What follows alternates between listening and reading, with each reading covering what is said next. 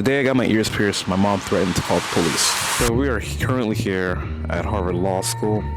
I did not go to Harvard Law School, but I am studying for the LSAT, so that should be fun. But I came here visiting a friend. But anyways, let's get to the story. Let me give you guys some context and take you guys, back. All right. My parents are Haitian American. So essentially, my parents are Haitian immigrants that have immigrated from Haiti to the United States. So essentially, their whole objective and mission is to give their kids, me and my twin brother, a better life, essentially. If you're Haitian, or if you're of of an African family or Caribbean family, you're probably familiar with this, with your structure, growing up. Like, the only places you can really go to is, school, church, and just stay home, But, me being born in America, I essentially am Americanized. So, being socialized in that way, in that restrictive box that my parents put me in, has led to a lot of frustration. All right, so now let's talk about the decision for me to get earrings. All right, so it is summer of 2025. So essentially, I've been priming my mother this whole summer, telling her and warning her that I will be getting earrings around my birthday time, or after my birthday, after I turn 21.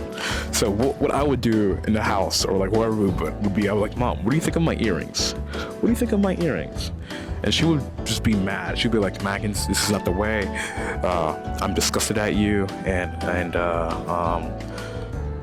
ew, like disgusting. Don't talk about that. But anyways, 2 weeks after my birthday, I go to the tattoo parlor, and piercing parlor, and get my ears pierced. I first sent it to my homegirls, letting them know, hey, I've joined the clan of, getting piercings and tattoos. I mean, I don't have any tattoos, but piercings essentially. That night, my cousins, my T Biden cousins, T Biden meaning people like fobs, fresh out the boat, they've probably been here for like 3 years. So my cousins, who had just recently came from Haiti, they snitched on me to my mother. So it's around like 11 p.m. and I'm fake sleeping because I anticipate her coming into my room and just yelling. So my cousin snitched to my mom, being like, "Hey, you connais Mackins de get zoyon, or like guy has ears pierced?"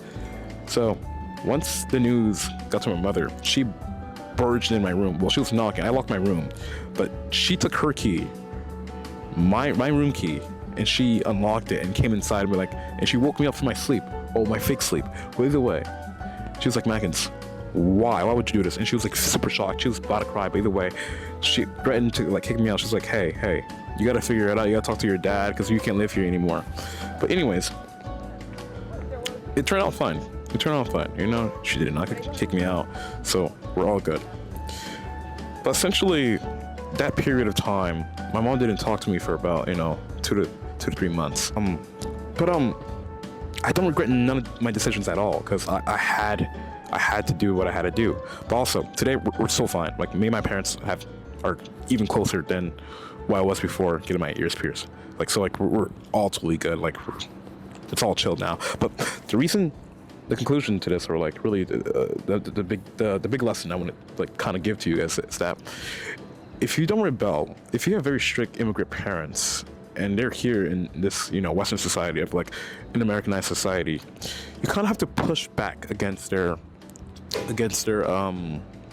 direction towards you, essentially. You know what I'm saying? You have to rebel a little bit so you can give yourself a breather to have autonomy on your life decisions, such as your career, your spouse you want to marry, and just little things that you just want to partake in, such as going out or things like that. You don't always want to be living in fear that the next decision you make is something that they'll be angry about. And if they are angry about it, you should be able to live with it, you know what I'm saying?